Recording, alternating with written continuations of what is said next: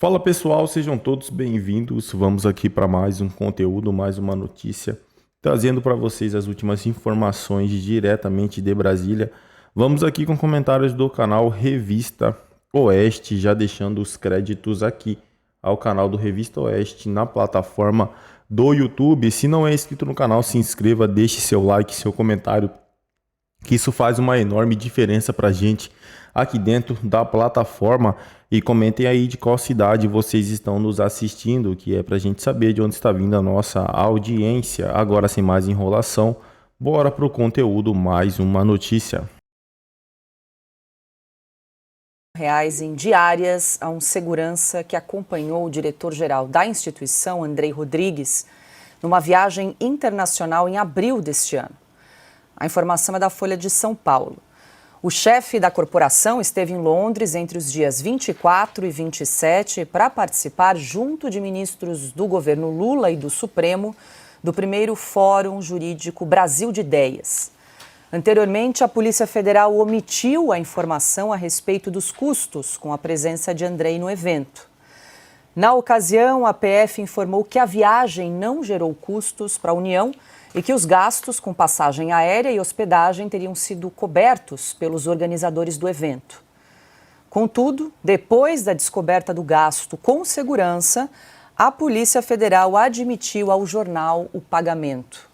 As diárias para o Reino Unido variam entre 350 e 460 dólares, o equivalente a R$ 2.300. Bom, Caute, falamos ali na pauta anterior sobre falta de transparência aí, né, nos gastos de deslocamento do PGR, Procurador-Geral da República, e agora a gente traz essa informação que chama a atenção a PF. No primeiro momento, informa que a viagem não gerou custo para a União e depois, quando o jornal então questiona, aí então aparece o valor de quase R$ 10 mil para pagar o segurança do diretor da Polícia Federal. Ou seja, a Polícia Federal mentiu, em bom português, né? A Polícia Federal mentiu sobre um gasto que ocorreu para proteger o diretor-geral da Polícia Federal de eventuais multidões de brasileiros enfurecidos que não ocorreram. Inclusive, me pergunto, mas para entrar na Polícia Federal, você tem que fazer um treinamento de luta corporal, uso de armas, defesa pessoal, e precisa de um segurança para defender um policial federal? Então, quem vai defender o brasileiro se o policial federal que deveria defender não consegue se defender? Ou seja, vira grotesco. Além de ser um desperdício de dinheiro público e um desrespeito com o pagador de imposto, vira grotesco. É óbvio que PCC depois domina, porque se a Polícia Federal precisa ser protegida por seguranças particulares, inclusive no exterior, nem no Brasil, em Londres, que não é exatamente Bagdá, né? Evidentemente temos um problema grave. Então, assim, tá tudo errado. Tá tudo errado. Tá tudo tão errado que até o nome do evento que ele foi tá errado. Né? Primeiro Fórum Brasileiro de Ideias Jurídicas, hospedado de um hotel 6 estrelas, lá em Londres, blindado, sem saber o que foi falado, e havia a cúpula de Brasília, em Londres, falando inglês, financiado por bancos que têm casos pendentes no Supremo Tribunal Federal, com ministros do STF lá dentro. Está tudo errado. Em um país normal, todo mundo que participou de um evento como esse, voltando ao Brasil, recebe uma carta de remoção imediata do cargo, porque não é compatível um comportamento como esse com a certeza de que o comportamento futuro será isonômico. Porque a mulher de César, ela não tem que só ser honesta, ela tem que parecer honesta. E ir em um evento financiado de forma oculta, porque os bancos não quiseram aparecer, pagaram para propaganda, mas sem querer aparecer. É o primeiro caso da história do mundo de propaganda oculta, né? De querer pagar propaganda, mas sem aparecer na propaganda. Quando isso acontece, é evidentemente que tem um interesse espúrio por trás. Então, em um país normal, todo mundo que participa de um evento desse, funcionário público ou expoente da alta magistratura, volta ao Brasil e é removido imediatamente, porque não se sabe como julgará um caso desse no futuro. No Brasil, eles sequer se dão o luxo de mentir sobre o pagamento de segurança que deveria proteger uma das forças de segurança mais bem treinada do Brasil. Coitado dos brasileiros, né? Diga, Augusto. É a mesma coisa que o Zé Dirceu fazer uma viagem para fechar uma negociata e levar junto algum corrupto. A Polícia Federal precisando de proteção, é isso aí. É um ladrão precisando da assessoria de um corrupto. E é impressionante que é Londres, né? É. Londres, Paris, né? Itaquaquecetuba, Osasco, Goiânia, aqui do lado, Águas Lindas de Goiás, ninguém quer ir, né? Ana? Olha, que dificuldade, né? Porque nós falamos da falta de transparência do Gonê, agora nós falamos da falta de transparência da Polícia Federal, uma instituição que nos anos da Lava Jato foi ovacionada por onde passava. Por onde passava, tinha um colete ou um badge ali, né, um boné, o carro da Polícia Federal, as pessoas paravam para agradecer, muito obrigado, né? O banho de justiça que o Brasil viu através da força-tarefa da Lava Jato e com uma grande cooperação da Polícia Federal, o brasileiro nunca vai esquecer. E eu falo isso, Paula, com pesar, né, no coração, porque o brasileiro quer acreditar nas suas instituições. O brasileiro louvou a Polícia Federal, né? Eu conheço alguns delegados da Polícia Federal e eles olham para esse lado estranho da Polícia Federal e falam: isso aqui não é a verdadeira Polícia Federal. Mas é o que o Cauty disse, você não pode apenas ser honesto, você tem que parecer honesto. E o que levanta, né, para falar o ditado popular, né, o que coloca a pulga atrás da orelha, é que eles foram questionados quando aconteceu esse evento. E eles negaram que havia dinheiro público nesse evento, dizendo que todas as despesas do evento foram pagas pelo capital privado envolvido neste evento para falar do Brasil por brasileiros, para brasileiros em Londres. A bizarrice já começa por aí. E agora eles voltam atrás, porque alguém descobriu que a Polícia Federal pagou a segurança para o diretor-geral na viagem para Londres. Aí a pergunta que fica: no que mais eles estão mentindo?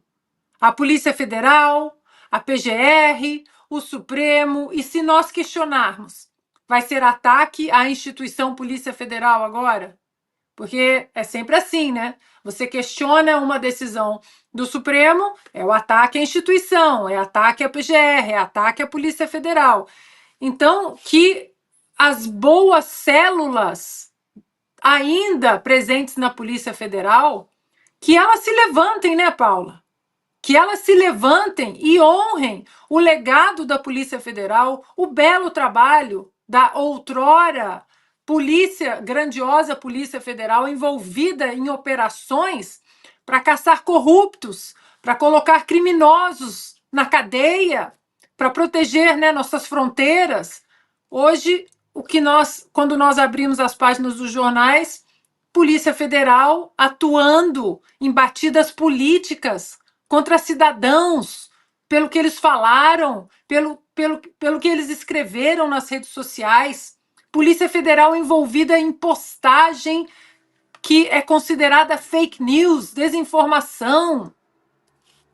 Então é isso, Paula. Tomara que essas ainda, né, boas células da Polícia Federal, que elas se levantem, porque é uma vergonha a Polícia Federal mentir, né, omitir primeiro, e agora nós descobrimos que não foi omissão, foi mentira. Cauty, para fechar? Não, só enquanto a Ana justamente falava que há valentes agentes da PF, diretores da PF, mas também a PF está sendo desmoralizada pelo comportamento especialmente da cúpula, né, como esse. Só que dois episódios recentes. Quando o jornalista português chegou ao Brasil, ele foi parado pela PF sob ordem direta de Brasília, que ainda descobriremos quem que deu a ordem, perguntando o que ele achava do STF e se no Brasil havia uma ditadura do judiciário. Isso não é papel da PF, eles estão desvirtuando o papel, para usar um termo elegante, o papel da PF. E o ponto número 2, ainda mais grave, é que em resposta a esse absurdo, o vice-diretor da Polícia Federal não teve nenhuma vergonha em ir ao Congresso Nacional e dizer que sim, quem falar mal do Supremo vai ser preso se chegar ao Brasil.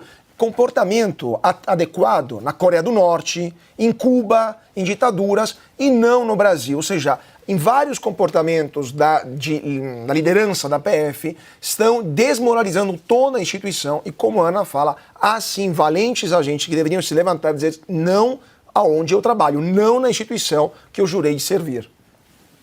Augusto? Olha só, Cátia, perfeito o que você fala. Agora, o povo não é bobo. A Polícia Federal, do 7 de setembro de 2016, 2017, 2015, foi a instituição. Os representantes que desfilaram no 7 de setembro em Brasília foram os mais aplaudidos. Eles estavam em viaturas normais, não tinha nenhuma alegoria. No último 7 de setembro, a Polícia Federal esteve ausente, porque sabia que seria vaiada. A vaia é endereçada à direção. Agora, os policiais honestos não podem aceitar, como o povo não aceita. É isso, Augusto. E você vai se recordar, porque nós estávamos participando e acompanhamos essas manifestações do impeachment da Dilma Rousseff, da ex-presidente Dilma Rousseff, e em seguida tiveram outras manifestações em defesa da Lava Jato, e quando as viaturas da Polícia Federal se aproximavam, tanto faz se era na Avenida Paulista, na orla de Copacabana, na Esplanada dos Ministérios, as pessoas abriam espaço para as viaturas passarem e eram aplaudidas. A Polícia Federal era aplaudida. Portanto, a crítica ela não é endereçada à instituição da Polícia Federal, mas sim ao comando da Polícia Federal, que, aliás, vamos dar nome aos bois, né? Todos eles foram nomeados pelo senhor Flávio Dino, que agora está no Supremo Tribunal Federal. Bom, agora 18 horas 32 minutinhos, tem aqui alguns recadinhos paroquiais. Primeiro, agradecer nossa audiência, estamos batendo aí quase 80 mil telas nesse momento. Agradeço muito a sua audiência, peço o seu like, a sua curtida aqui no nosso canal. Ah, mas Paula, eu já dei o like na semana passada no programa da sexta-feira, não tem que dar like em todo o programa, porque a gente precisa domesticar a plataforma, ensinar o algoritmo aqui do YouTube, que você gosta do nosso conteúdo, para que o YouTube possa recomendar aqui outros programas da Revista Oeste para você. Então, peço o seu joinha. Agora fomos para 85 mil telas nesse momento, então valeu aí pela audiência, além, claro, lembrando sempre das rádios, web rádios e TVs que também transmitem o nosso programa em todo o Brasil.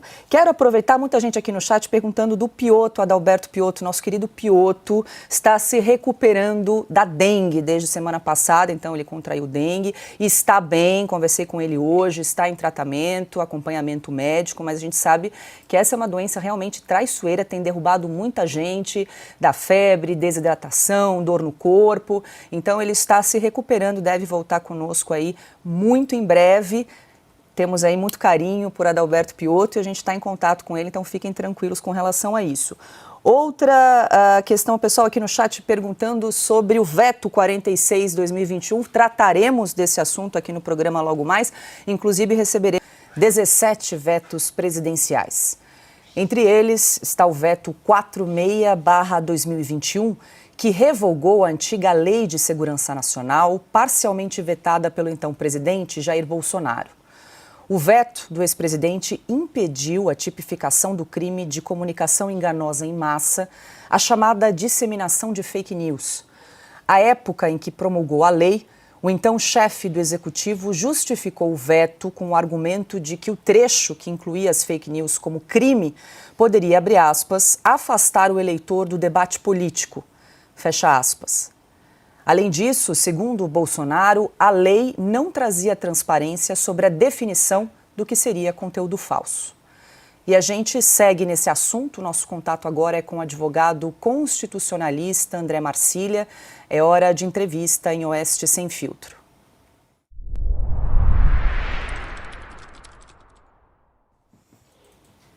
Doutor André Marcília, hoje conosco. Muito boa noite. Obrigada pela entrevista. Boa noite, Paula, a todos da bancada, a audiência de vocês, é um prazer estar aqui.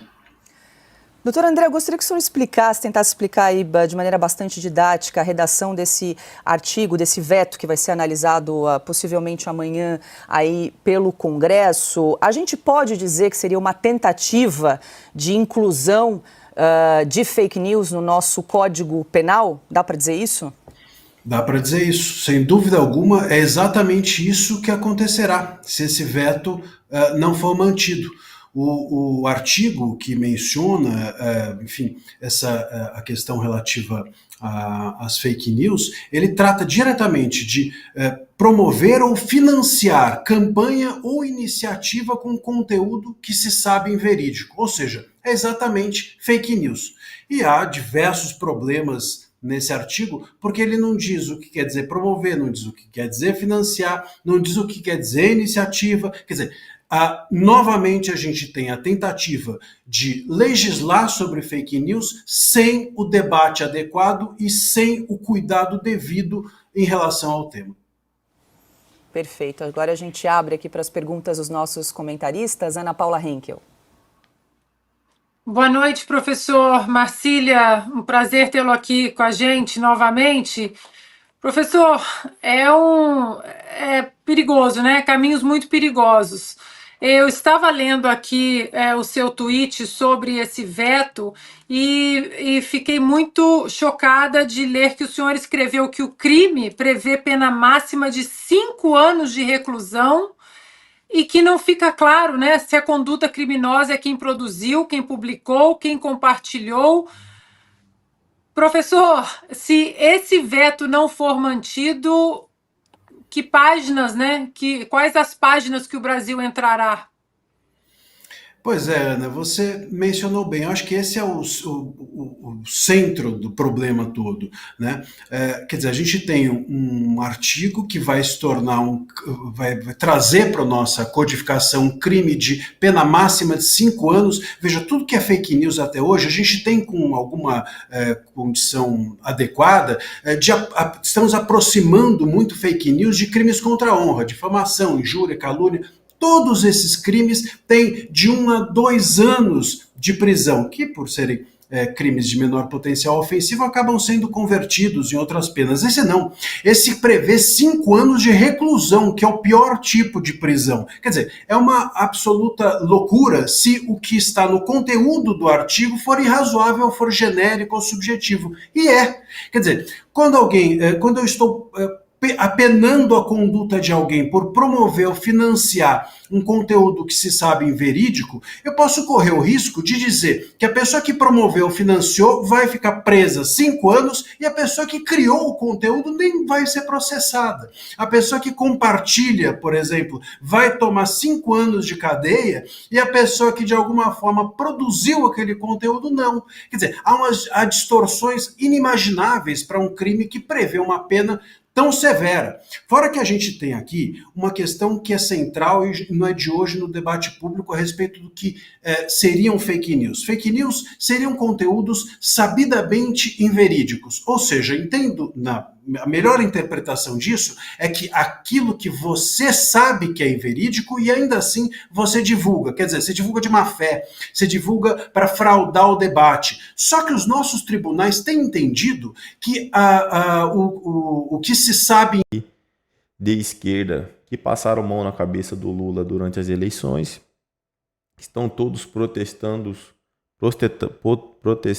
contra o governo, né? Temos os exemplos dos professores, temos os exemplos dos enfermeiros que esse ano, se eu não me engano, teve uma paralisação. Então, assim, muitos ali apoiaram o governo e hoje protesta contra, né, o Lula, que 2026 pode ser que teremos uma eventual Michele como eleitora para presidente. E realmente eu acho que se o Bolsonaro entrar de cabeça em um processo para eleger qualquer pessoa, eu acho que essa pessoa também venceria o Lula, porque assim, o apoio que ele teve em 2022 ele não vai ter em 2026, porque a taxa de desemprego, a taxa de economia só cai e cai cada vez mais. Tem as pesquisas da Datafolha que mostram que a rejeição ao governo só aumenta, então acho que em 2026 ele não virá vencer, aí haja preocupação pro Supremo ali, para esses pessoal, para essa corja da esquerda. É isso aí, pessoal. Agradeço a vocês pela companhia. Se não é inscrito no canal, se inscreva, deixe seu like, seu comentário. Isso faz uma enorme diferença para a gente aqui dentro da plataforma. Desde já agradeço. Valeu!